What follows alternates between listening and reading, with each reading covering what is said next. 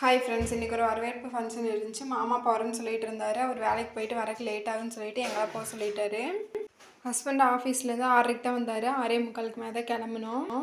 7:10 வீட்டிலேருந்து கிளம்பி மண்டபத்துக்கு வந்தாச்சு.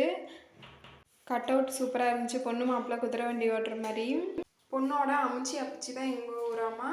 பொண்ணோட அம்மாவே மாமாக்கெல்லாம் தெரியும். ஹஸ்பண்ட் சின்ன வயசாக இருக்கும்போதே அவங்க அம்மா கல்யாணம் ஆகி போயிட்டாங்க. அம்மா அவங்களோட பேசுமே ஞாபகம் இல்லை அப்படின்ட்டாரு. நாங்கள் அவங்கள பார்க்கவும் இல்லை. இங்கே போனதுல எனக்கு ஒருத்தங்க தான் தெரிஞ்சு, அவங்க கூட தான் பேசினேன். ஹஸ்பண்டுக்கு 2 பேர் தெரிஞ்சாங்க. போயிட்டு ஒரு 5 நிமிஷம் பொண்ணு மாப்பிள்ளையை பார்த்துட்டு உட்காந்துட்டு அதுக்கப்புறம் சாப்பிட போயிட்டோம். கூட்டம் நிறையா இருந்தாங்க. ஆனால் மண்டபம் சிறுசாக போச்சு. சாப்பிட்றக்கெல்லாம் இடம் பத்தல. நைட்டு பஃபே ஐட்டம் தான். மண்டபத்துக்குள்ளே ஒரு 5-6 டைனிங் டேபிள் தான் போட்டிருந்தாங்க. அப்புறம் எல்லாம் எனக்கு கூட்டம் நின்றுட்டே சாப்பிட்டாங்க. குழந்தைய வச்சுட்டு நின்றுட்டு சாப்பிட முடியாதுன்ட்டு காலையில் சாப்பிட்றதுக்கு டேபிள் போட்டிருப்பாங்கல்ல, அதுக்குள்ளே போய் சந்துக்குள்ளே ஒரு 4 சேர் எடுத்து போட்டு அங்கே உட்காந்துட்டோம். எங்களுக்கு முன்னாடி பாட்டி 2 பேர் உட்காந்துருந்தாங்க. அதை தாண்டி நாங்கள் உள்ளே போயிட்டோம். எங்களால் மறுபடியும் தண்ணி கேட்டாங்கன்னு எந்திரிச்சு போக முடியல. அப்புறம் அந்த பாட்டியே நானே வாங்கிட்டு வந்து சாமி அப்படின்னு சொல்லிட்டு 3 டம்ளர் தண்ணி கொண்டு வந்து கொடுத்தாங்க. வேண்டாங்க, நானே போய் வாங்கிக்கிறேன்னு சொன்னேன். இல்லை, நான் வாங்கிட்டு வரேன், குழந்தைகளுக்கு ஊட்டி விட்டு அப்படின்னு சொல்லிட்டு 3 டம்ளர் வாங்கிட்டு வந்து கொடுத்துட்டு இன்னும் ஏதாவது வேணுமான்னு கேட்டாங்க. வேண்டாங்க அப்படின்ட்டேன்.